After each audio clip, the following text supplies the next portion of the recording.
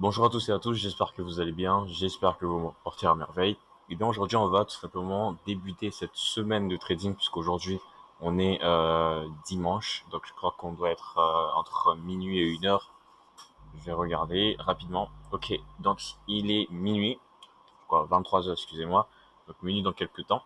Et aujourd'hui, on va tout simplement en fait analyser ou donc cette paire qui est live des JPA que j'ai eu à prendre la semaine, enfin le vendredi, donc en fin de semaine. Donc déjà la semaine dernière, ça a été vraiment une semaine assez simple en termes de trading parce que je pense que tous les setups étaient assez visibles et qu'il n'était pas super difficile de voir tel ou tel setup, etc., etc. Donc tout simplement aujourd'hui, on va prendre, on va analyser ce marché. Je l'ai pris la semaine dernière, comme vous pouvez le voir sur cet order block. Donc, j'ai eu à prendre ce trade exactement ici. Le marché a chuté jusqu'à venir jusqu'à ce niveau tout simplement. Donc, ce que moi j'ai eu à faire, c'est que j'ai clôturé ma position ici et j'ai repris d'autres positions. Donc, actuellement, je suis en drawdown malheureusement et à l'ouverture, j'ai repris encore une autre position vu que mon objectif, c'était que le prix retrace, donc après ce mouvement de chute, qu'il retrace et qu'il revienne refermer ce bloc institutionnel pour encore lâcher. Et bien, ce qui est intéressant avec ce mouvement, c'est qu'on se rend compte que le prix est en train de distribuer précisément sur l'order bloc, donc c'est très beau, et qui dit distribution, dit chute, redistribution, encore chute. Donc mon objectif sera que le prix essaie de toucher au moins minimum de toucher ce niveau, donc essayer de refermer trois blocs significatifs, étant donné qu'ici on a eu tout simplement en fait une zone accumulative, comme vous pouvez le voir avec les différents points pour ceux qui connaissent un petit peu Wyckoff. Donc on a eu les différents points Wyckoff, BC, AR, ST, UA, ST, ASSO, cassure de la structure, et on a eu une hausse. Donc ce qui est intéressant, c'est que sur le point UA, précisément sur ce niveau-là, eh bien, les market makers ont investi dans le but d'aller rechercher de la liquidité. Voilà pourquoi on s'est tout simplement rendu compte qu'on a en fait cassé en fait un support. Donc c'est juste comme la plupart des ricains l'appellent la chasse au stop. Voilà. Donc si vous voulez en fait c'était un mouvement de chasse au stop. Donc le but était tout simplement de revenir rechercher la liquidité en dessous. Et ce qui a été fait, les market makers ont récupéré cette liquidité là. Donc de ceux par exemple qui avaient acheté, etc. Et le marché s'est tout simplement retourné et repartir à la hausse, tout simplement. Donc c'était un trade assez simple. Bon, pour cette hausse, je l'ai pas pris parce que j'étais pas à fond sur le IDJPY. Ce que je traite comme actif, c'est principalement en fait l'USD, donc toutes les parités USD, USD-JPY, USD-CHF, USD-CAD, GBP USD, Euro USD. Pour moi, c'est tout simplement le dollar qui est le plus intéressant en termes de trade. Donc, qu'est-ce qui vient de se passer? Ok, de toute façon, c'est encore toujours des manipulations, on est juste voilà. Bref, comme je le disais, le plus important en fait dans cette évolution du marché, c'est de comprendre en fait réellement ce qui se passe. Est-ce que le prix, enfin, où est-ce qu'on se retrouve en fait dans l'espace, on va dire.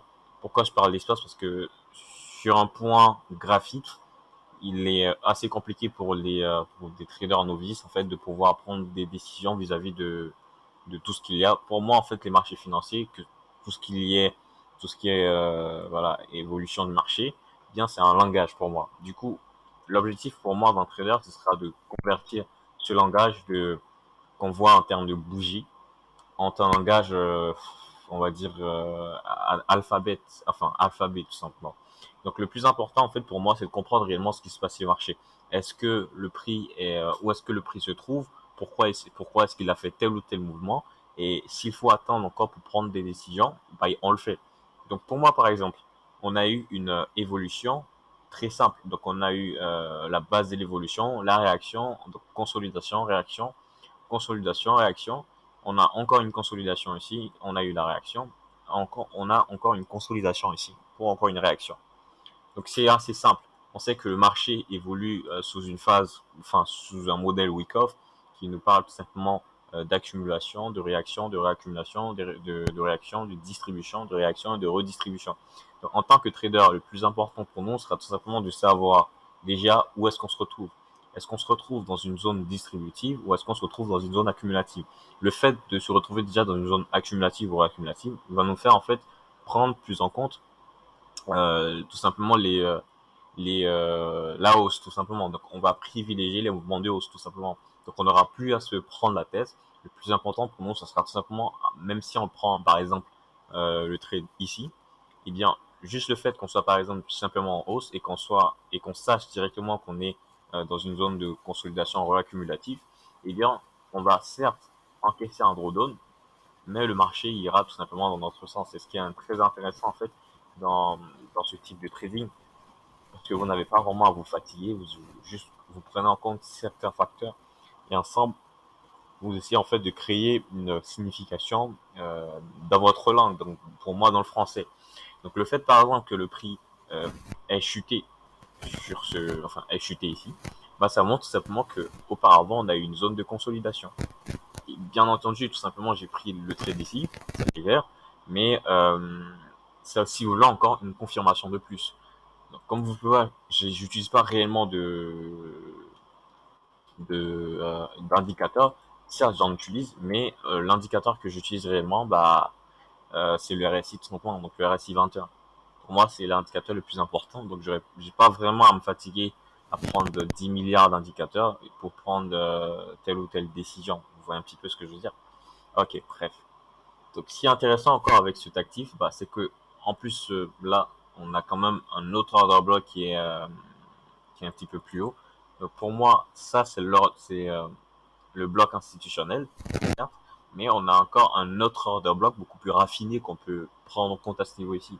Voilà. Donc c'est très important à prendre en compte. Mais je me dis tout simplement que ce mouvement qui a été créé ici, c'est juste un mouvement de recharge de liquidité parce que lorsqu'on regarde l'évolution du prix, bah, tout simplement, on a eu la zone accumulative ici, on a eu la réaction à cette zone accumulative, la zone réaccumulative, encore la réaction, et pour moi, tout simplement, ça, c'est la zone distributive. Donc pourquoi le prix a fait ce mouvement-là? Certainement à cause de l'ouverture d'une session, c'est assez plausible. Donc, pour moi, je pense que ce mouvement n'est pas légitime, on va dire. C'est un mouvement juste pour effrayer les retail, pour leur faire prendre des mauvaises décisions. Déjà, sachant que le spread à ces heures-ci, bah, il est énorme. Donc, ce genre de mouvement sera tout simplement fait dans le but de pouvoir effrayer les retail et leur faire prendre des mauvaises décisions. Donc, par exemple, pour moi, sur l'œil des JPA, je suis quasiment sûr que le prix va continuer à chuter. Donc, sur une base 1 heure, qu'est-ce qu'on a? Bah, sur une base 1 heure, on se rend compte tout simplement que le prix, bah, on a été fortement dans une période de chute. Donc, on se rend compte qu'à ce niveau, on a eu une cassure de la structure haussière, n'est-ce pas? Et ce qui est le plus intéressant, bah, c'est que avant cette cassure de la structure haussière, eh bien, on a eu une petite structure accumulative. Donc, pour moi, si vous voulez, c'est ça. Cette structure accumulative pour moi. Hop, voilà, parfait. Donc, on a eu cette structure accumulative avec les différents points, hein, SC, AR, ST, UA, ST, ASO, donc toujours le point de recharge de liquidité. Et ensuite, on a eu la hausse. Mais ce qui est encore plus intéressant, bah, c'est que cette réaction bah, a créé une autre structure, tout simplement. Donc, la réaction à cette zone accumulative aura tout simplement créé une nouvelle structure. Donc, c'est une structure qui a sa propre structure en plus, puisque on a eu ce mouvement qui est intervenu, donc la réaction qui a pu être créée vis-à-vis de cette recherche, donc de cette accumulation. Pour ceux qui ne le savent pas, le but d'une zone accumulative, bah, ça sera tout simplement en fait de rechercher de la liquidité. Donc de rechercher en fait à acheter, excusez-moi. Donc de rechercher en fait à acheter le maximum de positions. Donc tout ce qui est mouvement, par exemple ce mouvement-ci, voilà, c'est dans le but de faire, d'inciter en fait les retail à acheter. Une fois qu'ils auront acheté ici, bah, les market makers vont tout simplement vendre leur position sur ce niveau-là. Donc, on aura ce mouvement de chute.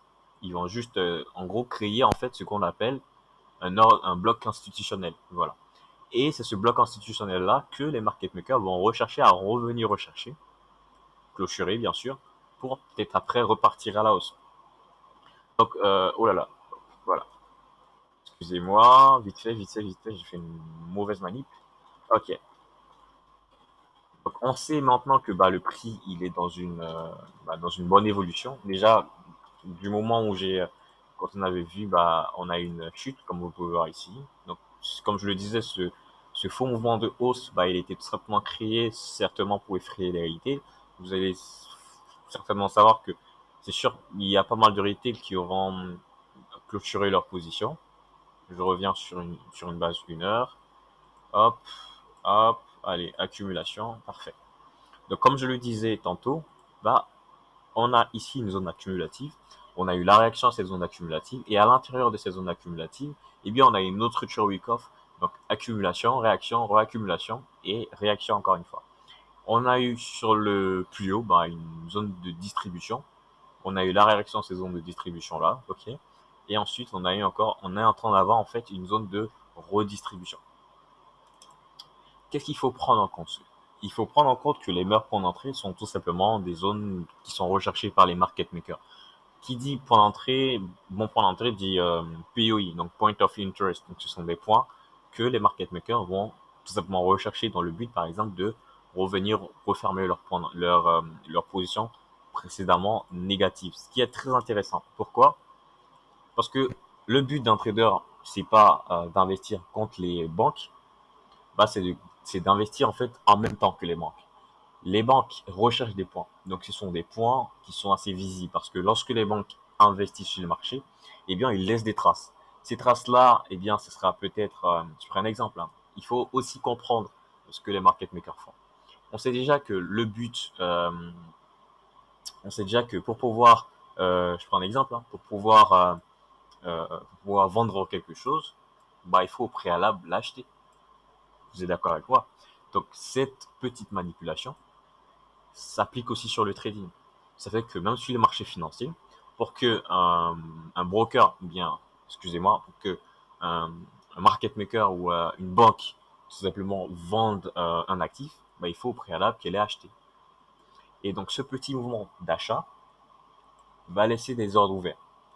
C'est ce qu'on va appeler des order blocks. OK? Va laisser des ordres ouverts. Donc, à un moment, lorsque les market makers ont tout simplement trouvé le niveau qu'ils recherchaient, eh bien, ils vont revendre à ce niveau ici. Ils vont vendre leur actif qu'ils auront acheté ici. OK? Le prix va chuter, mais il faudra impérativement que le prix revienne sur ce niveau-là. Pourquoi? Parce que c'est toujours une position qui est en négatif. Elle est toujours négative. Donc, le prix, donc leur trade, bah, il est perdant. Voilà, donc il va falloir, comme ils ont la possibilité de manipuler le prix, de vous emmener le prix au niveau qu'ils veulent, eh bien, ils vont tout simplement rechercher ce niveau-là, essayer de revenir sur ce niveau-là pour clôturer leur position négative, pour peut-être après repartir dans le sens contraire.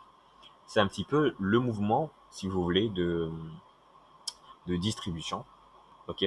Excusez-moi rapidement. Donc, c'est la structure du marché, hein. Distribution, OK?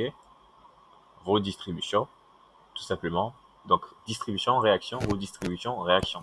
Et c'est ce qui est en train de se faire ici. Hop, contrôle. On va tout enlever rapidement ça. Parfait. Donc, comme je le disais, c'est exactement ce qui est en train de se faire ici. Parce qu'on a eu un marché, tout simplement, qui a. Donc, on a eu une accumulation sur ce niveau-ci. On a une réaccumulation sur ce niveau-ci. Et on a eu un début de distribution. Donc, tout ce tralala qui a été créé ici, bah, ça a été tout simplement dans le but de pouvoir vendre plus cher. Dans une zone de distribution, l'objectif, c'est quoi? C'est de vendre plus cher ce qu'on aura accumulé dans les zones d'accumulation et de réaccumulation. Ouais. Donc, les market makers ont la possibilité tout simplement d'acheter bas et de vendre très cher. Ils ont la possibilité d'acheter bas, pourquoi? Parce qu'ils ont de l'argent. Donc, ils vont manipuler les prix dans le but de nous faire, en tant que trader individuel, de nous faire perdre confiance en notre trade et pour qu'ils puissent racheter nos positions à prix faible. Parce que le but, par exemple, c'est que si vous avez acheté le prix, enfin, l'AUD à 79 535, bah, le but, ce sera de vous le racheter à 79 360 par exemple. Et donc, ainsi, vous aurez perdu de l'argent et les market makers auront fait un bénéfice sur vous. Pourquoi? Parce que, je prends un exemple, si vous achetez un portable à 300 euros et que vous avez pour objectif de le revendre à 500 euros pour faire un bénéfice de 200 euros, et qu'un client vous perçoit tout simplement que ce téléphone il n'est pas de qualité, donc c'est une copie, et que vous acceptez de le vendre à 150 euros, eh bien, vous aurez fait une perte, mais le client aura gagné sur vous. Donc, c'est un petit peu le même objectif des market makers. Donc, dans ce niveau-ci, si vous voyez que le prix à chaque fois, bah, il fait des plus hauts, tout simplement parce que sur ces niveaux-ci, bah, les market makers ont encore acheté. Et le fait d'acheter, c'est une stratégie très simple des market makers, ce qu'on appelle l'order flow. C'est le but de pouvoir sécuriser en fait nos positions contraires. Donc les market makers, si vous voulez, usent de pas mal de techniques pour vraiment pas être comme perdant. Donc je prends un exemple ici. Sur ce niveau ici, si vous voyez que le marché est parti à la hausse parce qu'on a une zone accumulative. Qui dit zone accumulative dit order block. Vous voyez. Donc les market makers sont tout simplement revenus refermer leur position négative qu'ils avaient prise ici. Ok. On a exactement le même modèle sur cette phase, encore une zone accumulative. On a eu la hausse et les market makers sont encore revenus refermer ce niveau. Mais ce qui est intéressant, bah, c'est que ce mouvement de chute bah, a marqué en fait la cassure de notre structure haussière. Sur TradingView, on ne le voit pas, mais sur mon broker, on le voit bien. C'est-à-dire que le plus bas ici est plus haut que celui-là. Ok. Donc ça veut dire tout simplement on a cassé une structure.